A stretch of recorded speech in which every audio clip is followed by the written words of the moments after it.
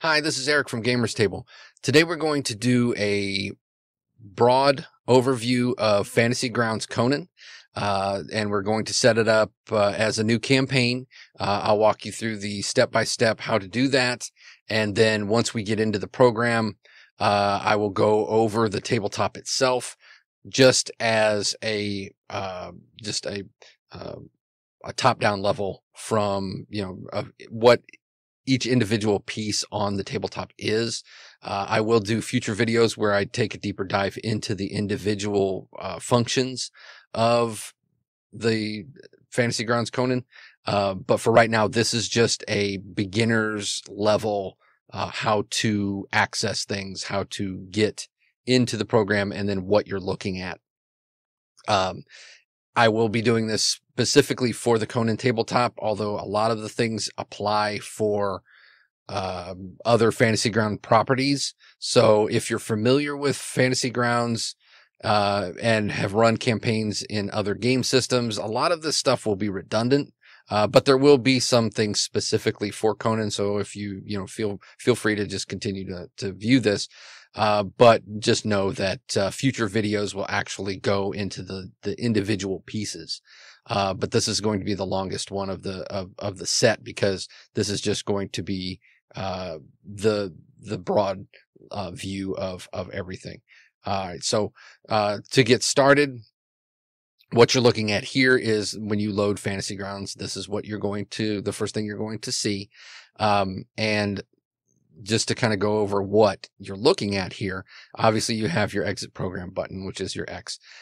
You also have what's called a restore window, which what that just means is it will turn this whole window, it'll make it smaller so you can access the monitor desktop for, underneath it, which brings up one of the very first and more important points of Fantasy Grounds is that Fantasy Grounds works off of a single monitor. You can't do multi-monitor stuff with it.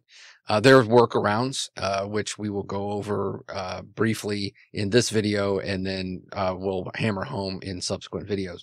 But just know that it has the one monitor feature. So sometimes if you're working off of a main monitor and you need to get something off of the desktop of that main monitor, you will have to use this button to restore window to drop it down and to so you can access things. And in game, when you've got your campaign loaded and everything, there is a way to do that too in that. So like I said, monitor real estate is super important and a factor with Fantasy Grounds. So I will show you some of the tips and shortcuts that I know in how to get around some of that limitation. So what we're looking at here with buttons wise is the load campaign. That's if you have currently have a campaign going. It'll have a list of all of your games. Now, obviously, I've got this part over here fuzzed out because I don't want you to. It's got my actual IP addresses and things like that, and then your alias information. And I'll go over that when you go to create new campaign. And then here's the list of just different campaigns I've got going on. So I would just select that and hit start. Because I've already got them going. Now, create new campaign. You would name your campaign whatever you want. This is going to be a Conan RPG, and we'll just leave it at that. Username, that's as a game master. It will do a default unless you change it. Password, you can password protect things. So that way, if let's say I know people who put their game information on a message board, for like their community and things like that.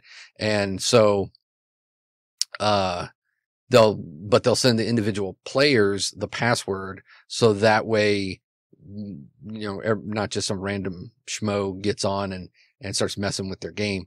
But that's just another layer of protection. And then you've got your rule set, which we're going to obviously use Conan. Extensions is, that's essentially just the decal art that's on the tabletop itself. Conan has it already baked in, so I'm not going to change any of that stuff. Over here, you've got your address information, which is your internal address, which is of course your IP address.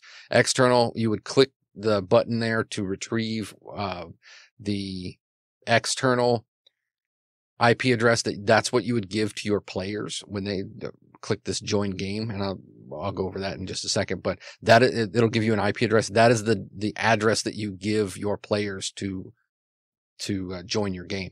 Now, unlike a lot of some of the other virtual tabletops, Fantasy Grounds is not browser based, so it's not that not players can't access the game unless the host has the game open, and that can be a challenge for some people because of time zones and things like that. They want to get on and they want to mess with their characters or look up their notes and things like that. So that's why there's that added layer of connectivity with Fantasy Grounds. It's you are acting as the host, as the person who's hosting the game. You are actively hosting it. And why I'm bringing all of that up is the next button here is your connection test. And you would click run test to make sure that you have the capability to host the game itself. This is very important because if this comes up and it says not successful, then you need to do what's called a port forward. And it's, I don't pretend to understand what that means. Essentially boiled down to the fact that your computer is not allowing, or your router is not allowing you to set up this external address for people to connect to. So what you need to do is you can there's a whole bunch of resources that you can look up, like YouTube and things like that, which will tell you how to do a port forward.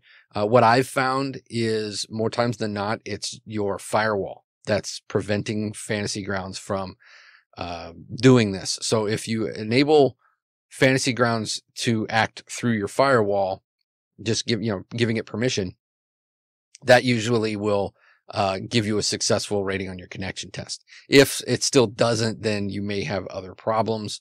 But I found it that most of the time, if you just give Fantasy Grounds permission to work through the firewall, it works out just fine. So once you've got this set up, then you can tell your players, this is the external address. If you work through it with what's called an alias, instead of the IP address, they can actually use these 4 randomly determined words, and you can just click generate alias to come up with a new one, and it's just 4 words, and then you can actually enable that, and instead of giving them the external number, IP address number, you can just have them put in their alias, this alias here, these 4 words, and then they'll be able to connect up. So that's also an option for you. So then join game, this is what the players would do. Their username is whatever they want. It doesn't matter what they put. It really does not affect the game on your end as the host. Host address is what I was talking about before, where they put in the IP address, the external IP address that you supply them. It says here, if you are using server alias, you can enter it there. So those are the 4 generated words. You can just add that. So that's once they've done that, they click start and they'll join your game. Manage characters is a way for the players to access characters outside of the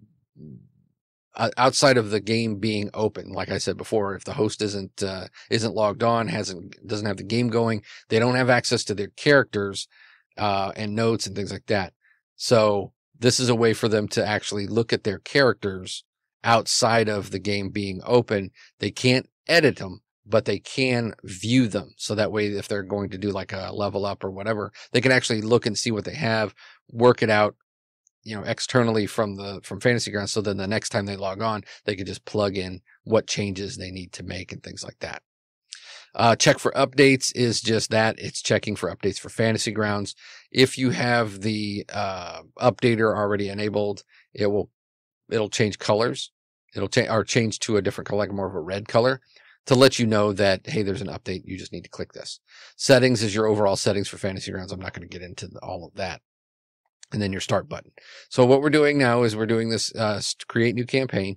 We've selected Conan. We've got our external address information and, enabled our alias or whatever. We ran our test. We're ready to go. We just click start. And depending on your system, this can take, take a minute or so.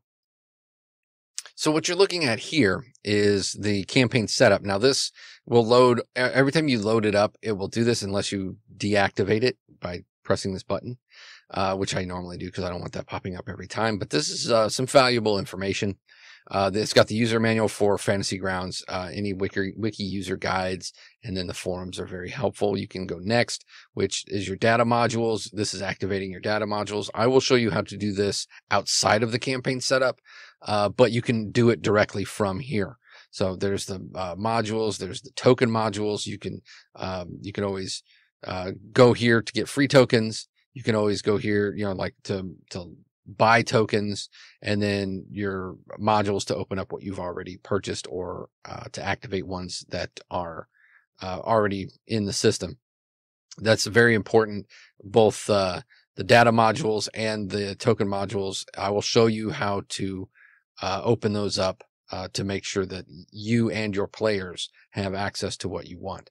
And then options is the overall options of within this particular campaign, and I'll go over that too as its separate thing. So, all right. So once you click finish, here's the tabletop. Remember, I told you there was a baked-in decal for the center. That's what this is. You can always get rid of it or change it to whatever you want. I just leave it on for now. And then as you're looking at the tabletop, over here you have your chat box, which also acts as your dice tray. So when you roll dice, it has you can move dice anywhere you want to, but it doesn't matter because it's just there. But as soon as you pick it up, and this is how I pick them up, I'm sorry, is you left click and hold will drag a dice wherever you want it to go. Okay. But the minute you drop it into the tray, bam, it acts as an actual roll. See, we got a result. So that's how that works. Now player characters will do most of their rolls directly from their sheet. They don't have to reach over here and drag dice, but this is just where your dice results will happen, any chat, and then anything else that's going on, indicating like, if somebody activates a spell or, does some sort of roll on a table or something like that, it'll all result here. You're acting as the GM. That's what this means. This is a modifier button, so you can click that to add a number to a modifier to whatever you're rolling. DC is a toggle where you would change the DC, the difficulty of the particular roll. You would make the roll, and then once that roll is made, it defaults back to 1, but you can switch it to DC 0, 1, all the way up to 5. Here is your indicator of how many dice you're going to roll with a test. Now this is through the character sheet, not picking up dice, but through the character sheet. So default is 2. This is a 2d20 system, so default is 2. You could always switch it back. You can switch it down to 1. Let's say you're rolling for a minion, or a player character is doing an assist to another player character where they would just roll the 1 dice. That's how you would do that. It would default back to 2 after you make that roll. And then for any momentum that's spent or doom that is awarded to the game master for extra dice, you would just toggle this to indicate, total number of dice in your hand before your roll. So as a player, or as a game master, I tell the players, okay, you spent your momentum, go ahead and click your dice button. And then your difficulty for this is X. So it'd be, all right, your difficulty is 3. This is pretty tough. So your difficulty is 3. They say, oh, I've got 3 dice because I'm going to spend another momentum to add another dice. There you go. And then once the roll is made, this should toggle back down to 2, and this should go back to 1. It is the player's responsibility to determine their DC before the roll. The game master, as a game master, you're only clicking these buttons when you're rolling for a NPC or monster. So that's very important to note that you are not controlling on the tabletop, you're not controlling the DC for the players. The players have to toggle that themselves before they roll. Now, obviously, if the mistakes happen. So if a player makes a roll before I tell them that their DC is 2 and it'll show me the results, it won't automatically factor in the number of momentum generated. It'll tell, it'll base it off whatever you have here. So let's say you're doing a DC 0 test and they make their roll over here. And I'll show you this as we're doing things, but as it comes up, you will see it'll say number of dice, number of dice rolled, number of successes, number of complications are rolled, and then the number of momentum generated, or in my case as the game master, it will say the number of doom generated. So that's what that toggle switch is. Here is your momentum token. So you double click to add momentum. And what I do in my tables is it is the player's responsibility to, if they generate momentum, to double click the momentum pile to add to the party's momentum.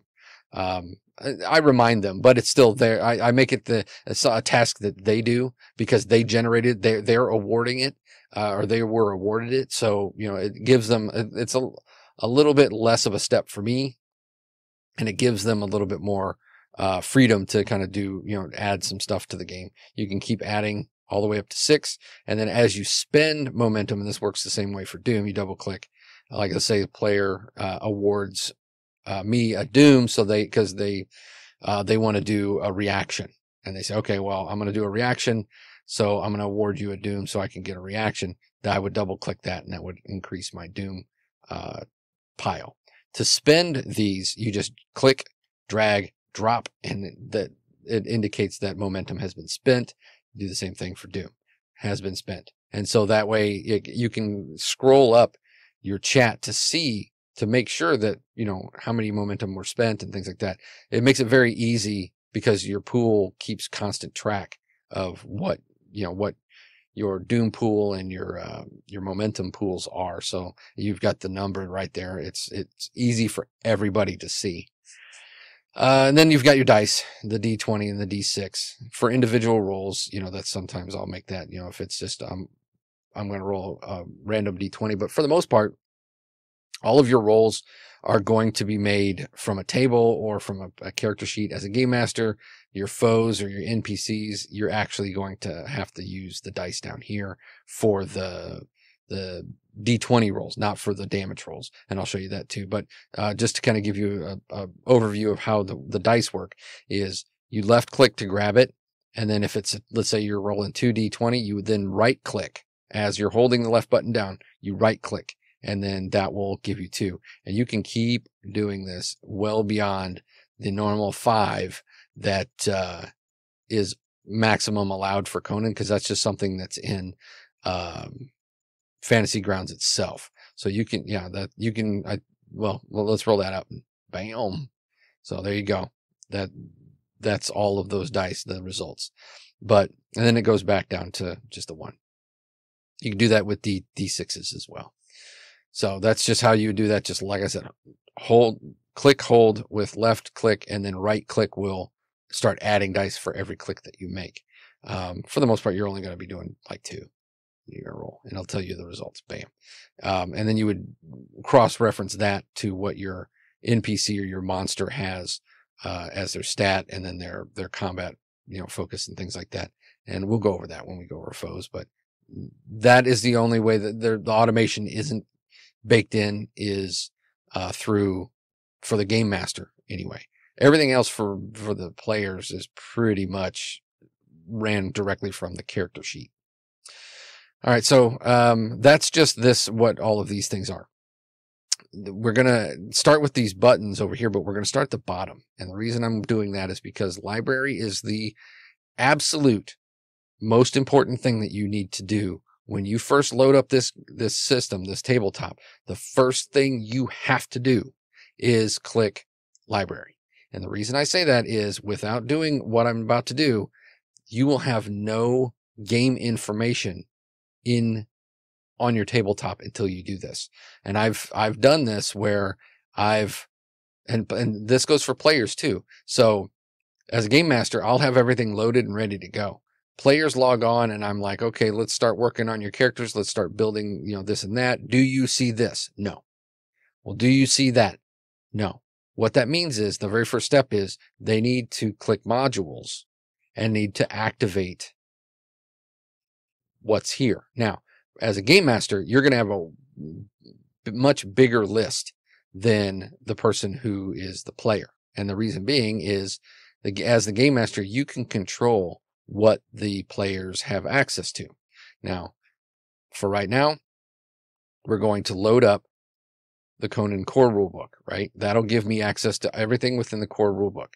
This green check mark means that players are allowed to load it themselves. So now, as a player, if I were to load up and look at it, and I would click library, I would see the Conan rulebook as like the only thing that's available, because that is the only thing that has the green check mark. And then as I load up everything else, I'm going to load up all the map packs for Conan, and then I'm going to load up the Vultures of Shem, which is an adventure. But I'm not going to change from red to green because I don't want the players to have access to the maps or to the adventure itself. So these other things like these are like across different rule sets packages you can purchase, which are just map packs that you can purchase that are pertinent. You could use them for whatever. I'm right now for this. I'm just choosing the Conan map packs and then Vultures of Shem.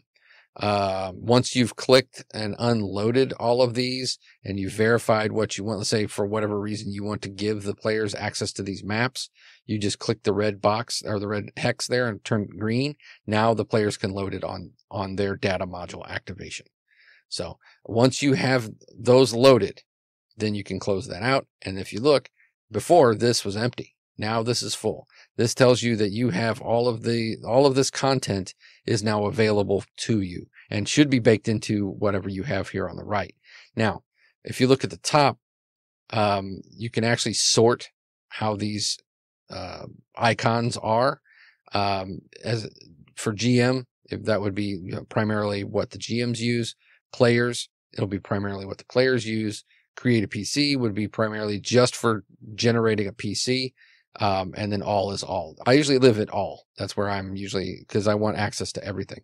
But you don't necessarily have to have that. Let's say you want to generate PC, but you also want images or something like that. That's what this section here is. If you don't have an all indicated, you just have a small amount, but you want to add things like tables.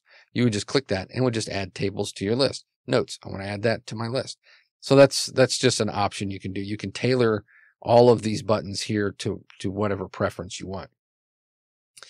Store down here at the bottom is to go to the actual Fantasy Grounds store to purchase things like map packs or other things, if there's adventures and things like that you would want.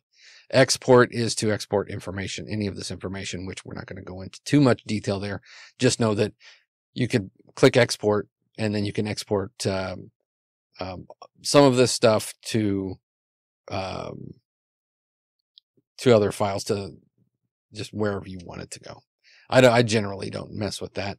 So that's library. Like I said, super important. Modules and module activation is the number one step when you log on that you really need to do, so that way to ensure that your players and yourself have access to the game information.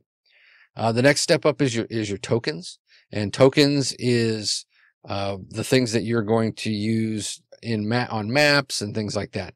So what I normally do is the first time you open up tokens, it's a little wonky. So you open it up, it's like, well, where are all my tokens? Especially if you have purchased tokens. It's like, well, where do they all go? What you do is you would just click this GM button here and a window will open up. Now, obviously you're not seeing my window, but what you'll see in a moment is as soon as you open it up, and then you can just close it back out, and then your tokens will actually populate on here once you've kind of toggled through, and they'll pop up here in just a second.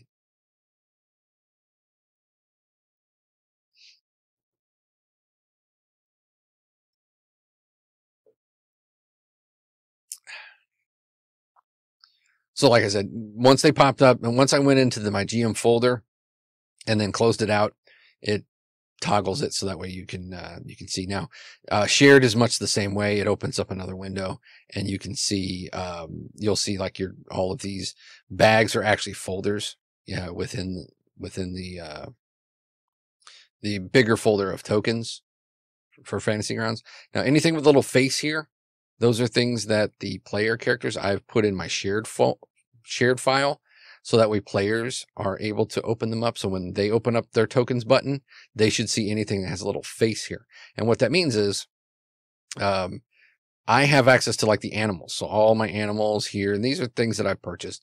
And you know, things that I've created on my own. And then like here's some that I've created on my own, right? Using the images from the actual Conan game and comic books. And then these other ones are like ones that I've purchased, you know, so there's just various different pogs or different tokens that you can use. And it doesn't really matter, whatever your personal preference is for your game is perfectly fine. But yeah, so anything that's got the little face here are things that the players actually, and then that's a good point. This also includes games that perhaps are not even Conan. This is all of your tokens. So as you can see here at the bottom, these are my Starfinder game tokens. And yes, that's Patrick.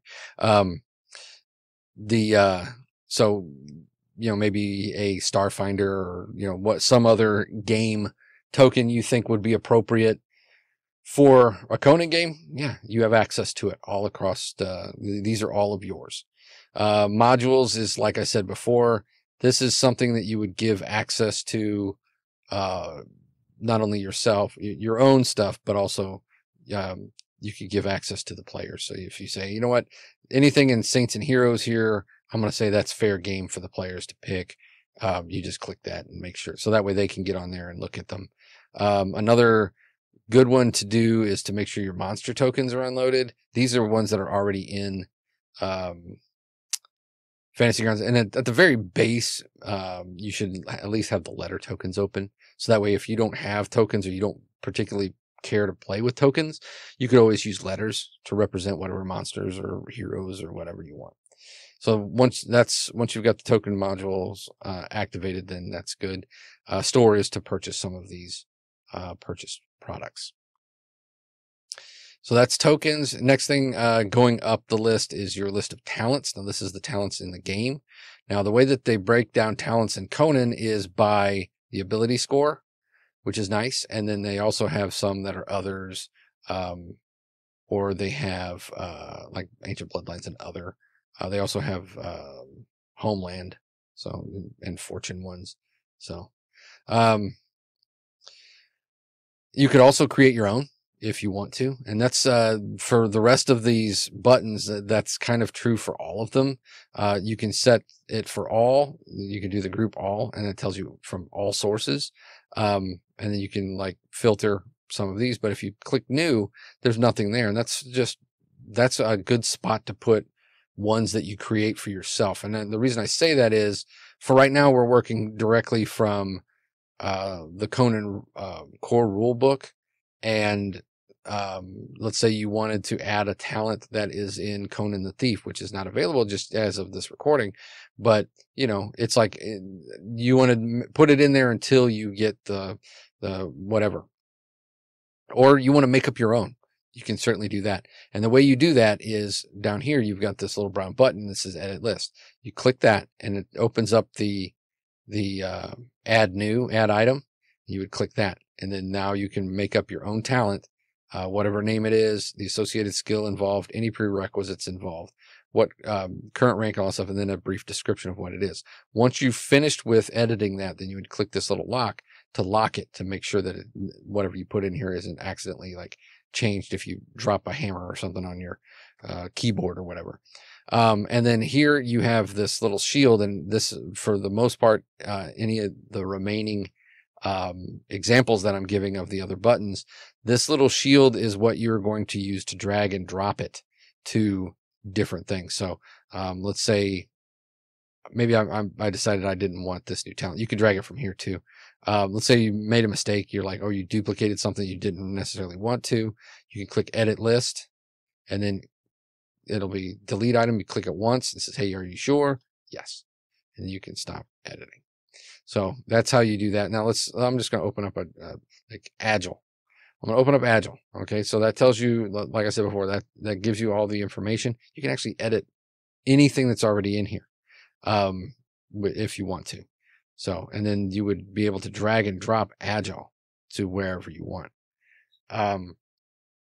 Which actually I'm going to show you. Remember I talked about the real estate, the monitor real estate, and how it's important. You can probably see here as I'm opening up new things are staying on there, and it starts to get really congested. So there are a couple of workarounds, because like I said, you can't drag this off to another monitor. It won't work.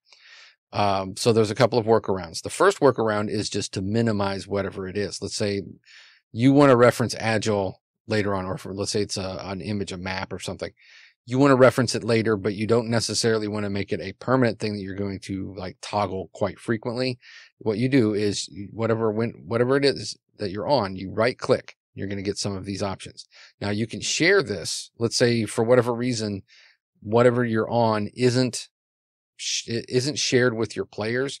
You would actually go here and click share this, and it'll come up as public knowledge. Now it should already be public knowledge because the players already have access to this. But if it's a map, or let's say an image that you're keeping secret until you spring it on them, you can just right click and share that image or whatever. But what I'm talking about now is this button right here, which is minimize. So you would minimize it, and it turns it into an icon, right? And it tells you what it is if you hover over it. You can drag this icon wherever you want. And then anytime you push it, it pops up exactly where you left off. Now,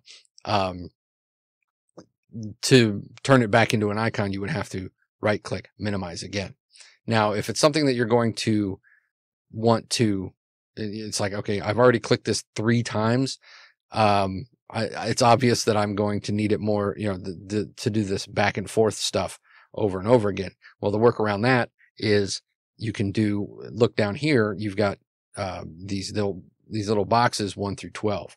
What you do is you can take this little shield, and like I said, you can drag and drop basically anything with a little shield. You can drag it down here to your 8 spot. Bam, it's there. So now you close it.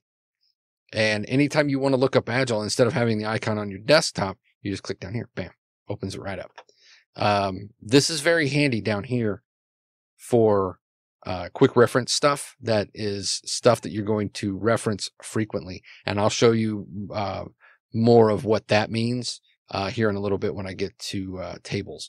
But so we're going to leave Agile on there for now. But let's say, you know what, I know Agile now. I don't necessarily need to reference it. And players get this too. So if, let's say they want to put all their talents down here, so that way they don't have to click it on their character sheets.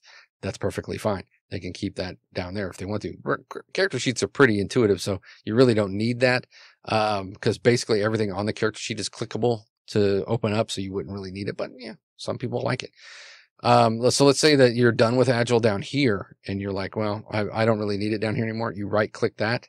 You can click there to edit the label, just to change it from Agile to whatever you want it to be, or you can just clear the slot, and that just gets rid of it. So that's so you've got 12 spaces there. As a GM, I use up a lot of my spaces. So you think, well, okay, that's really cool, but there's only 12 of them. What if I have like my campaign notes and some NPCs and some images and all this? You're running out of space. If you click Control, you get 12 more. You click Alt, you get 12 more. You click Shift, you get 12 more. So you've got 48 spots there that you can cycle through to put stuff down there for quicker reference and accessibility. And that's just one of the cool options that you have. So we went through talents. Next up is spells. Spells this is all from the core rulebook here. As like, the other books come out, you're going to have, like the Skelos book, you're going to have more spells to choose from. You can either leave it at all, so that way you have access to all the source material. You can pick specific source material, or like before, like I said, in talents, you can click new and you can write up your own spells, which is super nice. And that'll stay on the new or the all tab. You'll be able to see that. And whenever you have something that's new, it won't have a reference material. This will just be blank. So you'll know which ones were homemade and which ones were from an actual source book. But if you click on the spell, it has a couple of different things here. So Astral Wanderings is just randomly picked. You can always change it to whatever you want. Now, when you change something, this goes for talents. This goes for basically anything. If you're changing it here, you open it here and you're changing it here, it will change it on here as your reference material. So be very careful about changing names of things on the reference material. Now, on a character sheet, you can you get away with a little bit more, and also with NPCs. If you're changing it directly in a battle or something like that, that's different. But if you're doing it here, then you're looking at changing the name of it on the source material. So be very, very careful about that. It's got the difficulty, it's got the duration, it's got the resolve cost for learning and for casting. And you've got these tabs on the side. And some of these other buttons, you're going to have to make sure you look for these tabs because there's a lot of nested stuff. But for, let's say, Astral Wanderings, you click the Notes tab, and this is actually all the text of the spell from the book. So, you've got all the descriptive text, all of the examples of use of Astral Wanderings, what they mean, the difficulties, all of that stuff, even any tables that are already, pertaining to that spell. Let's say a character has this spell, it'll say Astral Wanderings under their spell. It'll have a little shield. They can click it and this will open up so they can look at this part of it and they can look at this part of it. So that way they don't have to reference the book at all. They just can do it all right here. So that is that. It doesn't have any automation here because Conan has a lot of different choices and things like that, and different ways of mixing things and momentum costs. So it's not like some of the other systems where a spell is pretty cut and dry and you're able to cast it directly from the combat tracker and things like that. Spells here are a little bit different. But I'll show you how to do that in the combat tracker as well. So that is spells. And then next up is battle. This is your encounter. So you can actually, if you have multiple encounters, you can have them set up here any way that for anything. New ones would be ones that you create yourself. All would be if you have multiple adventures or things like that on here, then you can actually toggle between them. And here, so let's say we're going to come up with a new battle. You would click Edit List. You would do Add Item, and so now you would title your battle or your encounter, and then you would drag any foes that you have, which is coming up. You would drag their little shield over to here to add them to the encounter, and it'll keep track. And I'll just do a quick one. So let's say we're going to do an ape, because it's Conan, man. You gotta find an ape. You'd see how I dragged that, dropped it on here, and it became an ape. It's using the letter tokens as default, and then the number here is the number of apes in this encounter. Now, if I change, let's say change it to 4, it automatically changes that to that number of 4. Now you can see I'm hovering over it and I got a hand. If I have a map open, I can actually place these apes onto the map wherever I want them, and it'll stay there. And then once I populate them, click this button here, which populates them to the combat tracker. So let's say they get to this ape encounter. That's what we'll call it too. So this is the ape. Oops. The ape fight, right? The ID here is once they're on the map, if the ID is circled green, that means if the players hover over the icon, they'll see that this is an ape. But if you do this and make it, give them the not symbol, then they'll hover over it and it'll say unknown combatant. So they don't know exactly what it is. That's a good way to hide your big bads, amongst a group of people. If you do the ID crossed out on not just the bad guy, because obviously if that's the only one that's not identified, then they're like, oh, that must be the bad guy. But if you do it to more than just the big bad, then that adds a layer of, well, what am I fighting here? What exactly is this? You know, I mean, you tell them it's an ape, it's, you know, they already have the mental image of what it is. But if you are, you know, you a little bit more descriptive in your delivery, and you want to leave a little bit of maybe a little uh, doubt in their mind or whatever, and you start describing what this thing is, and you know, they don't have that preconceived notion of, oh, it's just an ape. So that's a handy little thing to add. How they feel about the group is the next box here. If it starts at nothing, it's called faction. The factions, if it's nothing, then it's that you really haven't really determined anything. It doesn't matter. You know, you can, it only matters in the course of when you're clearing the tracker, and it also will give a color. So let's say it's a friendly, that whenever it's their turn, when it's this thing's turn, it'll actually come up as like a little green box around them. And I'm fairly certain the players can see that.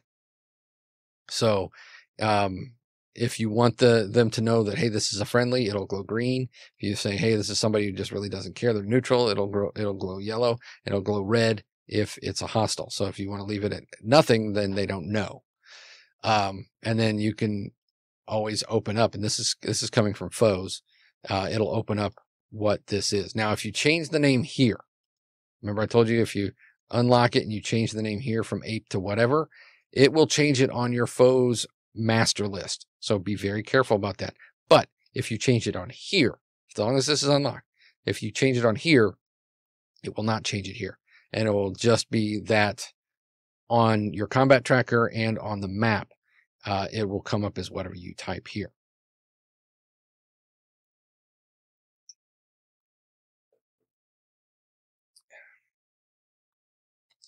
Whatever you type here. So that's an important distinction, so that way you're not messing up your master list. And we'll go into foes here in just a few minutes. But you can just drag multiple foes onto here and change them to whatever you want. And then once you're finished with it, you lock it, so that way you're not making any changes accidentally. And now you have the ape fight. Now, remember I talked about dragging it down to the bottom. I'm just going to drag ape fight down here to the bottom. So that way I can reference it and not have to dig through battles, especially if you have multiple ones. To find it, you can just do it that way. Now, something that's very important to note: if you have multiple battles, encounters set up, right? But you are wanting to run them, let's say you're doing a campaign, and you're wanting to run them in a specific order, the best thing to do is to change the name on here and just add a number to it. The reason being is, that this list, their battles list here, is alphabetical. Foes, same way. Items, same way. So if you have something that you want to happen in a certain order, or you want something organized in a certain way, the best thing to do is to add a number to it to make sure that otherwise it's going to do it alphabetically. So that is battles. You can also call up a random battle if you want to. Like I said, that's how you do that. And then if for whatever reason you already know the name of the battle you want, you could always go down here to the search box. And that goes for basically everything. The search box down here, if you know specifically what you're looking for in items, if you're looking for battle axe, you can just type battle axe here and then hit enter and it'll pop up. As long as you have this group toggled to all. If you have it toggled to something else, it'll only search within the parameters of that group. So if you're looking at, battles new and something other than something that you put into the new box, it's not going to pop up. So then make sure you're toggled to all. So that's battles. Tables is very important. Also, a lot of this is the character creation stuff. So like your different archetypes, if you want to roll randomly, all the random charts that are in the core rulebook are in here. The one from tables that I find absolutely vital is hit locations. So I will actually drop hit locations down into my one of my top spots here. Reason being is you're going to reference that quite frequently. Another good one is the carousing events. If you're doing a lot of out of character stuff, then you can drop that down there too. And that's what I usually recommend. And these are all randomized charts. So hit location, you would single click the roll, bam, hit him in the torso. So there you go, sucking. And then you just make sure you'd single. I double clicked it by accident a few times, and people are like, how many times this person hit me? So that's a super important one. Carousing event, it's just same thing. It's just you roll it and it comes up, and visiting dignitaries, very cool. Then you would just look and see what visiting dignitaries is, and the way to do that is on carousing events. You click anything with more tabs. It's generally in your best interest to click that, so that way because this tells you exactly what each one of these events are. So visiting dignitary, there you go, that's what that means. So you can access that. Now, rolling your tables, war stories, things like that, that's mostly character generation stuff. So I mean, if it's vitally important, you can always drag it down here. Or if your players are making their characters in Fantasy Grounds, then they can use this. Now, as of right now, there isn't a baked in like character generator, although I do believe that is going to be something in the future, at least planned. So let's until then, you can use like a third party. You can do things at the table, or you can do it directly from here. There's no problem with that. You can go ahead and do that too. It's just a matter of going through each one of the individual tables. Items is your gear, and the groups are separated in very nicely. So you're just looking for armor. This is all the armor from the core rulebook. As obviously, like I said before, if you're as other source books are coming out, this will be more robust. You can always click all if you want to do a search. So let's say we talked about battle axe before. Opening up the battle axe, it'll tell you, it's a weapon, it's melee, it's reach, unbalanced, intense, and vicious, right? Damage, availability, cost, and encumbrance level. Then what was really cool is whatever qualities it has, it describes exactly what those qualities are. So it can, that way you don't have to go to the book and go, what does vicious mean? Well, it's right there. You just scroll down. So that's really nice, because that's playing the game on like live, live at the table. It can be kind of daunting for players, because it's like, well, my weapon says that it's vicious, but I don't know what that means. So this makes it super easy, because you just scroll down. Armor is it's set up a little differently, in that it tells you that it's, any qualities it has and things like that. And then it also tells you what body parts it covers, which is super nice, and what that soak is. So that's super nice too. And then you've got that's your armor and weapons. You also have kits. Kits will tell you what skill it provides, and then if they're going to use a kit, then obviously they get the additional D20 added to their roll until they roll a complication, and then their kit breaks or whatever. So that's all items. Any of these things, as before, can be dragged onto a character sheet. They can be dragged down here for quicker reference. All of that stuff. Foes, like I said before, is your bad guys. We talked about the ape. So let's go ahead and open the ape back up. And the groups here, all new if you create your own monsters. And then they've broken them down to like characters of renown. So if you want your characters to fight, Tathaman, you really hate your players, that's the first thing, and you need to seek counseling. But after that, then you can run the game through here. Although, why is Tathaman not considered a nemesis? I don't know if I accidentally changed that or not. So running a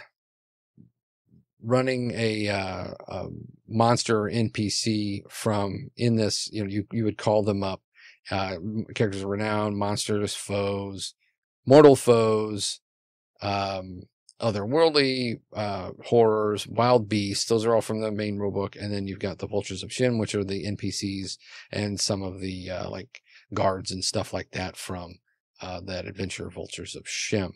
So I went ahead and opened up Ape because we got the ape fight down here. So this is how this works. So you've got the name Ape. It's a minion, so you know how many dice you're rolling for each one. The attributes and the expertise are all laid out for you here. Any special abilities, so brachiation or brachiating. What does that mean? You just click the shield. It tells you exactly what that means. So it can reroll a d20 that does not generate a success when moving through trees. So the bull ape, which is an option, right? So what does that mean? So bull apes are larger. They are considered toughened, so you could change it. So if for whatever reason you have you decide one of them is a bull ape, you don't have to change it here, because like I said before, you start making changes on here, it'll change your source material. So if you want to just keep in mind that they have a brawn of 13, willpower 10, and then attacks are one combat dice more, you could do that. Or what I like to do is, let's say you've got ape. What is ape under? Is it under monsters, foes, or I think so. Nope. It must be under wild beasts. There it is. Ape.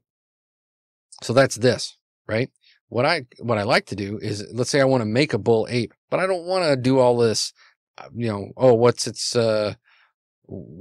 vigor and all that stuff. You can actually create a new one, base it off of this, and just call it bull ape, and you can add it to new, which is the best place to put it, or you could even add it to what you already have. So if you, let's say you really wanted to add it to wild beasts, you could certainly do that. It would not have this marker here where it says core rulebook. Now, if it has a marker here, it says core rulebook, but it also has a little pin, that means it's being used somewhere, which obviously we're using it in Ape Fight. So, but when I go into monsters and things like that, I'll show you how to create new monsters and and stuff like that. But for right now, we opened up Ape, and the combat tab, all the tabs on the side have stuff going on. This isn't a sorceress ape, so it's not going to have spells, but you could drag and drop spells there if you wanted to. And then notes is just the basic information from the rule book. But if you go to combat, remember I told you before, for the game masters, the automation isn't there for rolling, so you just have to know it. So let's say we're doing a melee combat, so it's an agility plus expertise, so you need an 11. I'm going to use 2 dice. I'm looking for an 11 or less. Got 1 success, so that tells me that got 1 success, obviously whether they parry or not. So let's say it hits, okay, and I'm using fists. So this actually has automation to it. So you would double click the damage, and that rolls the damage dice. It gave me a total, I rolled 46, gave me a total of 4, because 2s count as 2s. Phoenix counts as 1s plus effect. So I got a total of 4. That's 4 vigor damage. So there'd be 4 vigor minus their soak. Oh, hit location. Where did old ape punch this dude? Right in the head. Square in the head. So there's 4 vigor to the head. They don't have a helmet on, they're sucking. That's 4 vigor off of their total. And then I got 2 effects. So I was like, okay, well, I got 2 effects for a fist. Well, what's the fist's effect? You just click the shield and it tells you grappling. So it hit, and now can use those effects to grab onto whoever it's fighting. So that's how you do that. It tells you it's a melee attack. It tells you its size. It's a one-handed weapon, and then the damage it does. And then you can click on it, and it actually gives you more specific stuff, like what is its reach and whatnot. So you can factor in the fight there. So, and I'll go into, we'll read up this stuff here when I go into actually running combat and whatnot in a future video. So that is foes. Notes is just notes that you can write for yourself. You can write and share with the players. Players have access to notes. When they write a note, you can see it, and the player that wrote it can see it. unless they make it a private. Then once they make it private, then everyone can see it. So if you say you're going to do that's the edit list, edit add item, and there you go. So that's saying that now you just, this is the note on that was found. Let's say they found a statuette. So the ape statuette. I don't know, splash statuette. I hope that's right. Owner is just going, it's not going to have anything because I'm writing it. But if one of the players is writing this, it'll tell you which player wrote it and then whatever the text is, right? And once it's locked and closed, ape statuette pops up there. Like I said before, if you want it to be in a certain order, make sure you number it so. Otherwise, it's going to come up as alphabetical. Now, remember when I said if they click public, they make it public, then everyone can see it. As of right now, only I can see this. If a player were to write this, only the player and myself could see this.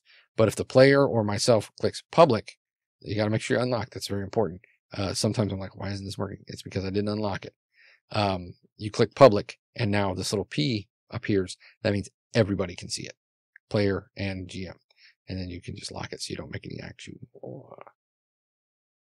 any more edits or whatever. So that's how that works. And let's say you can always drag that down to your spot here. Or if you open it up, you can always right click and minimize it. And if you wanted to put it in over here for whatever reason, there you go. So that's notes. Pretty simple. Players like to use it for just to keep track of what their animal companions' names are and things like that. Whatever. So that's notes. Images is all of your images from the game, the different map packs, the different source material, things like that. So let's open up one of the map packs here. So let's say we're going to do Dens of Iniquity, and we're going to look at the harem. Bam, there you go. That's the harem from the map pack tile right there. Beautiful picture. And then we're going to set up an encounter in here or whatever. That's perfect. You could drag and drop this if you want it to be there for future reference. You can just drag. Whoops. Let's do this again. You just drag that there. There you go. Here. So you got a giant scorpion there. So now that you've got this open, you have a few options with your images here. What I like to do is if I'm setting up an encounter or something, I'll click layers and set up a grid. You could resize it if it's sometimes the maps will come up and they're huge.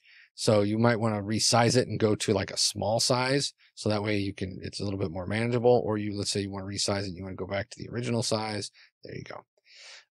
So you minimize, that's the minimize button again. Now I minimized, but I also still have it down in my quick reference. So if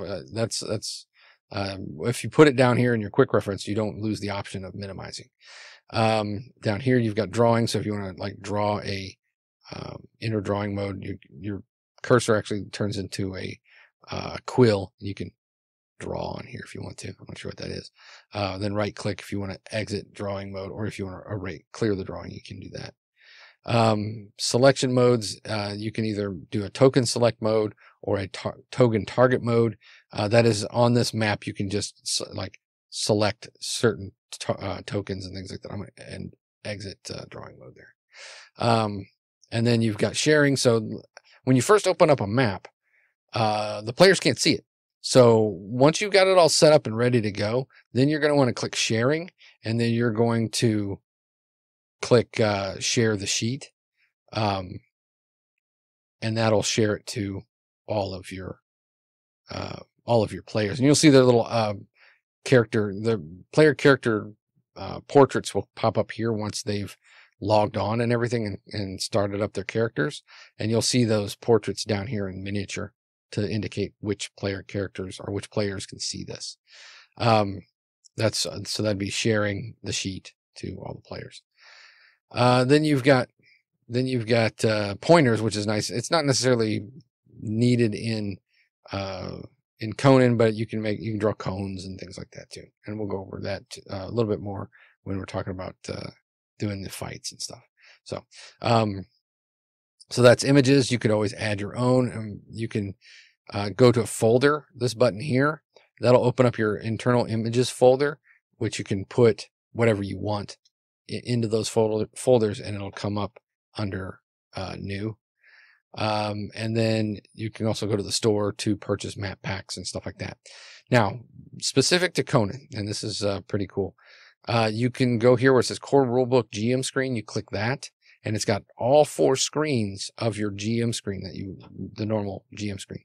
And I like that because you can open it up and quick reference basically anything already in the GM screen. And I like to keep those in my top 4 spots.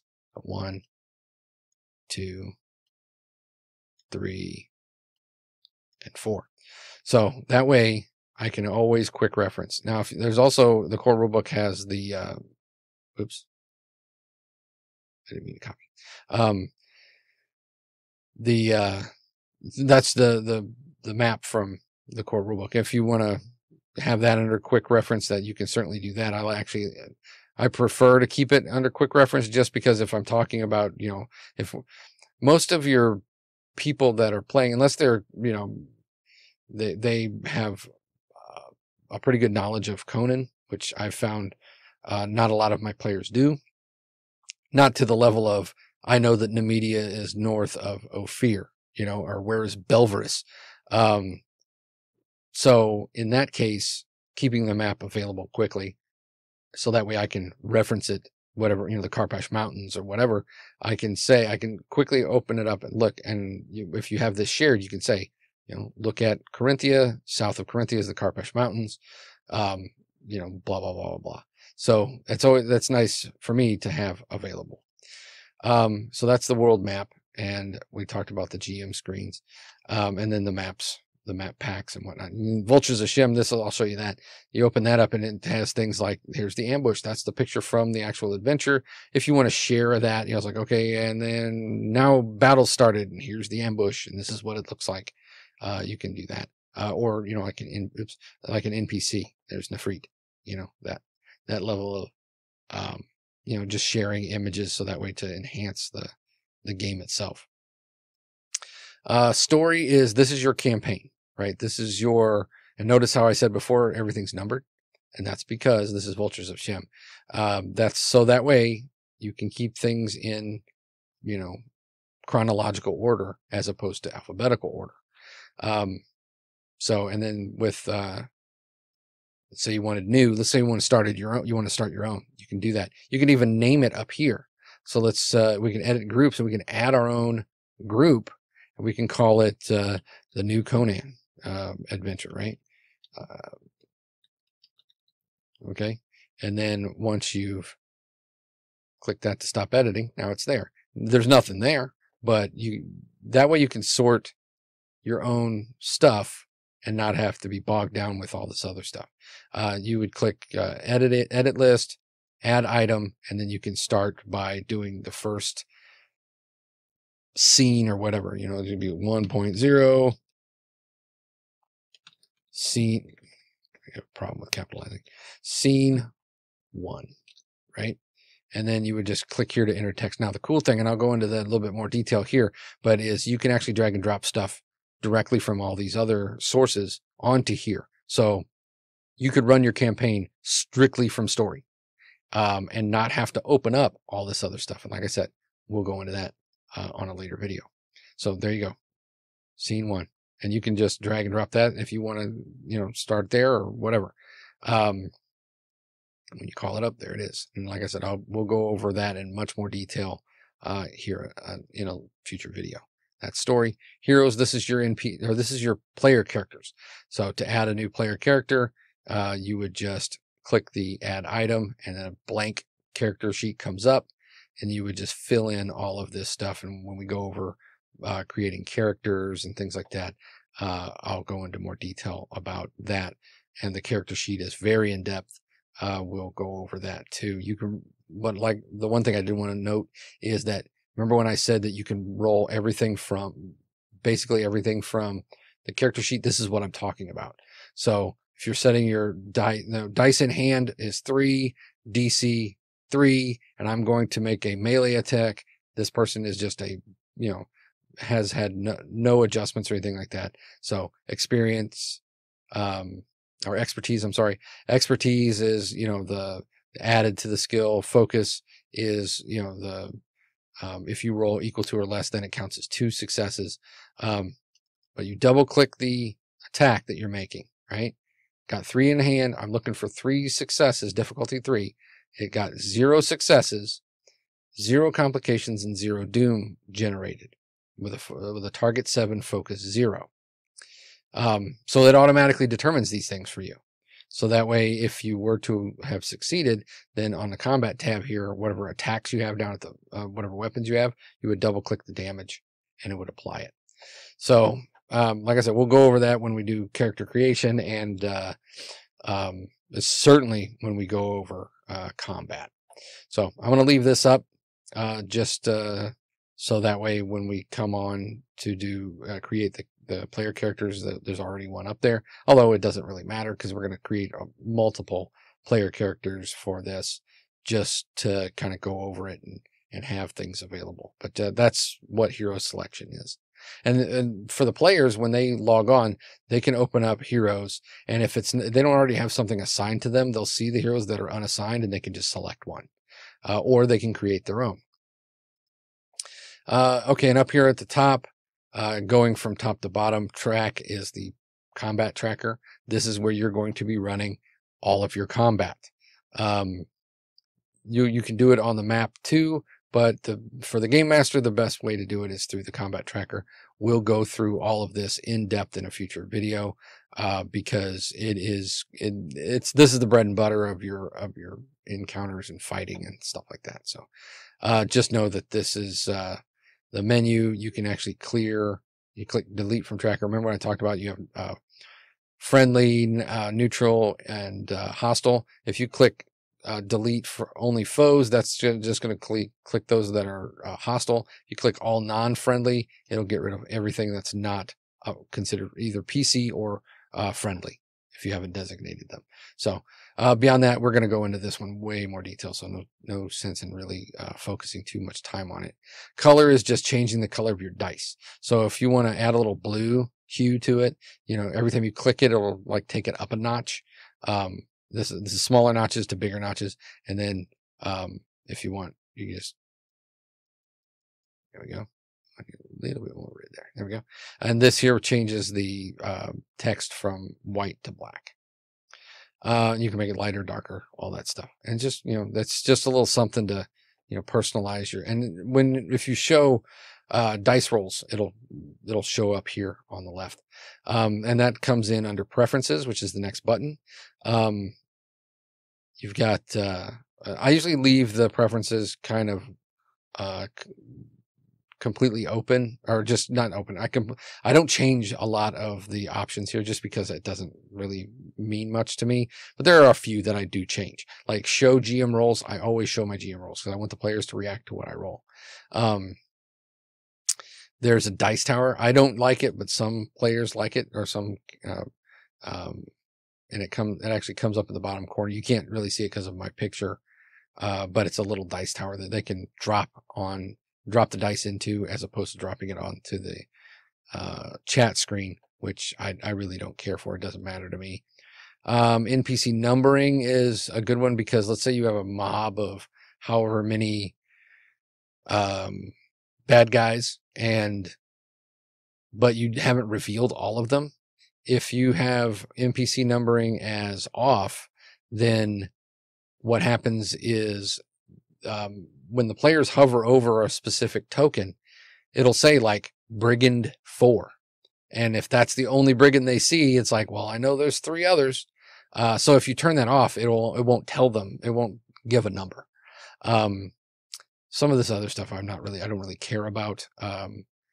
Like showing effects, you can show that actually on the tokens and stuff like that, which is fine if you want to turn that on, so that way you can see at a glance what tokens are affected by effects. Skip hidden actor. What that means is when you're going through your combat tracker, if you have a someone hidden, just not visible. They're still on your tracker, but they're not participating like right yet. Maybe they don't jump in until round 2 or 3. Then you can set this so if they're hidden from the player characters, then when you cycle through whose turn it is next through the combat tracker, it'll automatically skip anything that is not visible to the player characters. Scale to grid is for your tokens. I like 100% of grid. So, because I like to set up a grid just for scale. Though Conan really doesn't use grids for movement and things like that. But for the purposes of tokens, I put it on there because otherwise sometimes tokens you'll drop them and they're humongous. So then you've got to scroll and you got to change their size and all that stuff. And I'll show you all that whenever we do the battle stuff. But just know that if you set up a grid, you can actually adjust how big the tokens are compared to it. Facing indicator is a little like arrow, which indicates the tokens facing, which is not necessarily important in Conan, so I just leave it off. The next thing is down here. You've got languages, which is one of the coolest factors of Fantasy Grounds that I've found. So this is all the languages that's in the game, and these are the fonts that are used when using those languages. Now, if you're just using, like, my default language is English, it doesn't have anything because it's going to come out as whatever I'm typing, right? So let's say I type, hello, it's going to come up as GM says hello. Now, if I want to, let's say I'm playing an NPC is yelling at them in Sumerian, right? And I'm going to type, get out. Well, so on the character sheets under languages, whatever language, this is under background, whatever languages you put here, as long as they're spelled correctly, whenever you toggle this drop menu to whatever it is, if a character sheet has that exact language, whatever I type here using this drop down, it'll say understood by, and it'll give me the character names. So as a game master, I always see the translation, always. But as a player, if I don't have Sumerian, then this is all I see is so-and-so, GM says, or whatever, this, and it's this font. And they don't understand, what's being said. So it's a good way to add a nice little wrinkle to the role play and things like that. Especially, let's say, you've got a Stygian who's, you've captured the Stygian and the Stygian has information and they're like rambling or whatever in Stygian.